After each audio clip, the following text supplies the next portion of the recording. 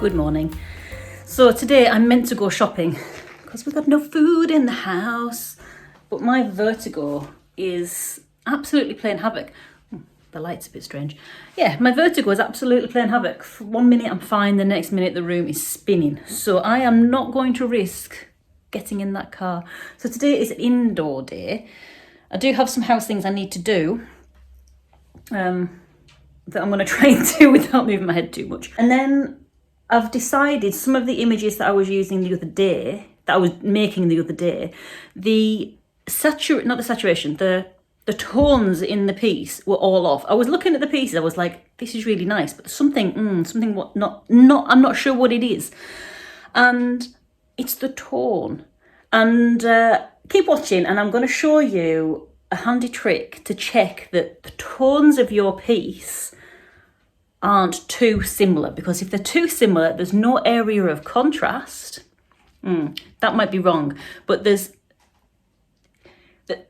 if they're too similar, there's less contrast, put it that way. And if they're all the same tone, it's a little bit boring for the eye.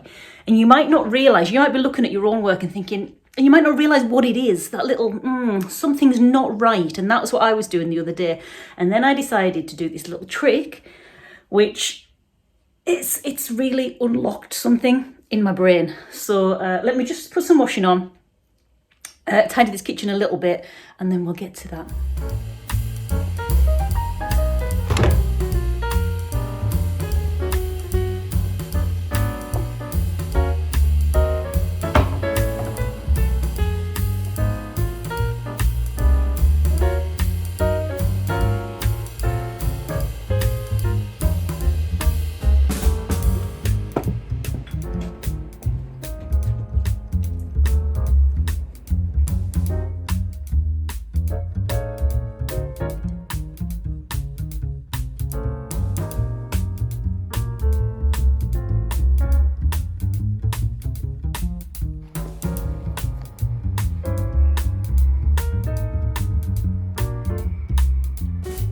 It's such a nice day. Rolly wanted to come out and have a look in the garden, so we're doing that for 5 minutes. But this garden is such a blinking mess. Let me show you. Log store / tomatoes place, greenhousey thing. Needs a good tidy up. These blue things are going to be reused, so don't worry about plastic in the garden. They're going to be plant pots. Fence fell down, hasn't been replaced. These chairs were free on the street and they've just stayed outside and rotted, so they need to go. Some of these pots need to be sorted out. I'm going to build a wall around this and raise it up. That needs sorting. They need sorting. That needs sorting. I'm going to make a bigger pond. That needs sorting. I mean, I'd also like to get all of these flags up and level it, but that might just be a bit too much work for this summer, but we'll see. It's got the potential to be so nice though, because we've got 2 apple trees now. This bay grows like no tomorrow, so that's going to be cut all the way down. But yeah, so there may be some garden vlogs in the future, not today.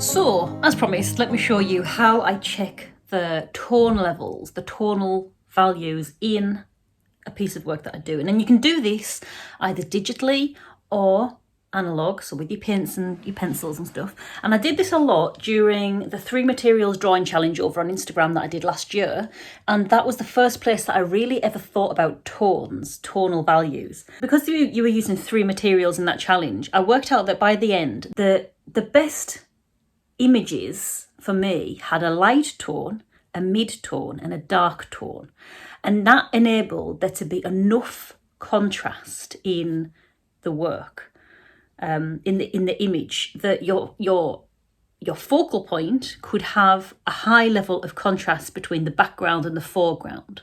So if everything's the same tone, it makes it more difficult for that contrast to be picked up by the eye and the brain, and it's that contrast that makes the eye focus on the subject of your illustration. It's not a hard and fast rule, obviously. Rules are meant to be broken, but it's something that I found really valuable when making finished pieces. So let me turn you around and show you what I mean. Okay, so this is an image that I've made for my portfolio, and on first inspection it looks like there's high contrast because these 2 colours are opposite on the colour wheel, so there's that visual kind of colour contrast. However, when I make this black and white, you will see that there is no difference in tone at all. Ta-da! So the orange and the blue are very similar in tones, the main blues. This image still works because you've got contrast between the white background and the orange cat, but still I wanted a bit more contrast between the main blue that I'm going to be using and the main orange that I'm going to be using in other illustrations that are in this range. So what I did, I went into my little colour dabber here and I changed the lightness of the blue. Let me turn you back to colour and I'll show you. So in this little colour dabber, this was my main blue that I used. So I went down to disc and I basically just pulled it up towards the white. And then I ended up with this. So this is what I've ended up with so far. I'm going to play around with it to see if this works better. But if I turn you to black and white, then you can see there's a much bigger contrast between the orange and the blue. And if I get rid of this dark vignette here, you can see that contrast all the more clearly. And what this does, it just serves to draw the eye to your subject, because the subject is darker and the surroundings are lighter. It could be the other way around. Your subject could be light and the surroundings are dark. Obviously this white background here really does help to draw the eye forward, but I feel a lot more happy with these tones compared to the ones previously, and I don't think it's ruined it too much. So I think that the blue is still a nicer blue, and I think it works visually with the orange that I've got there. So that's a handy tip for you to take away, and you can do it on your sketchbooks, you can do it on the materials that you're using as well. So you can choose a few different colours, you can maybe swatch them in your sketchbook, and all you need to do is get your camera phone or a camera that allows you to change it to black and white. You go to the settings, so on my phone I think it's filters, but anywhere that allows you to change the look of the image and change it to mono or noir or silver tone or any of those kind of black and white tones. I tend to go mono, and that just desaturates it, and then you can really pick out what tones are similar and where you might need to look at lightening or darkening a tone to make it visually more appealing.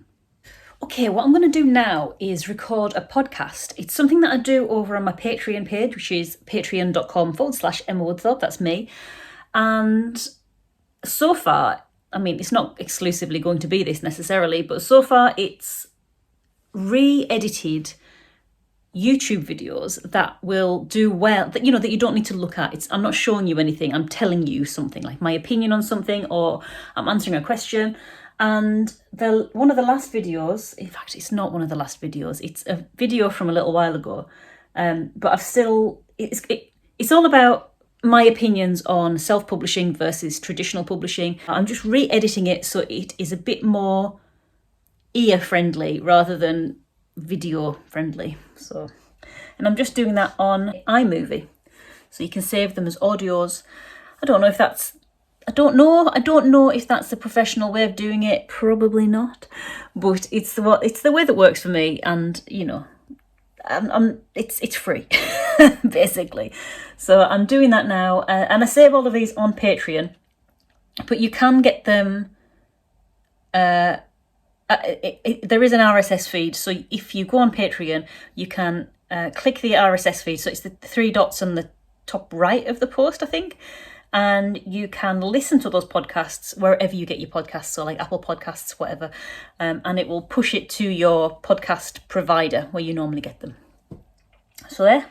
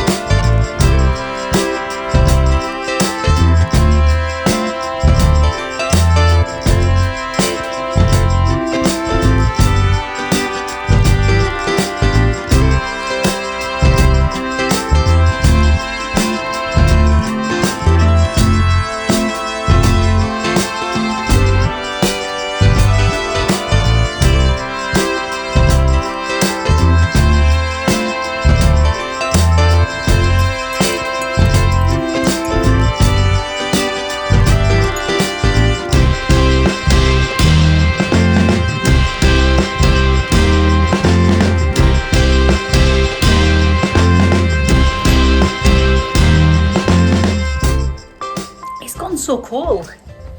I'm gonna go and get, hello Rolly, I'm gonna go and get a jumper. Rolly's gone mad, he's gone mad. I'm gonna get a jumper, and it's gonna be this jumper, this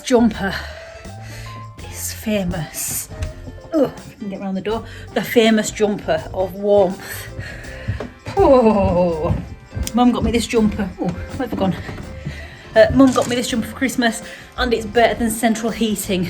Not for drying your clothes or anything, but for keeping me warm, it's pretty good.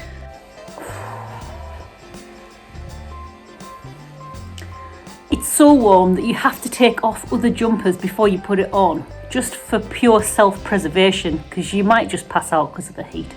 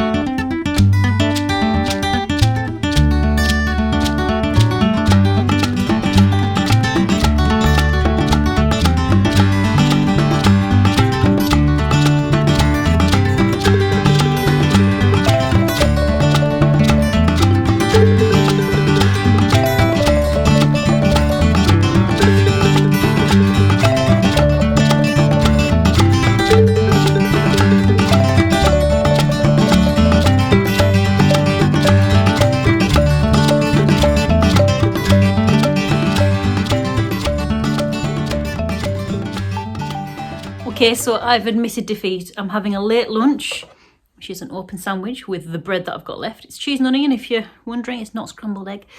Yeah, I've admitted defeat. My vertigo is taking control. It's getting a bit worse.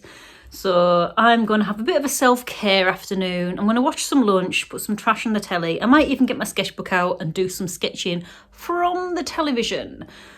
But that's all I'm probably good for today, because the room's spinning. I'm not going to lie, the room's spinning. But, you know the drill by now. You're going to catch me in the next one. So until then, bye.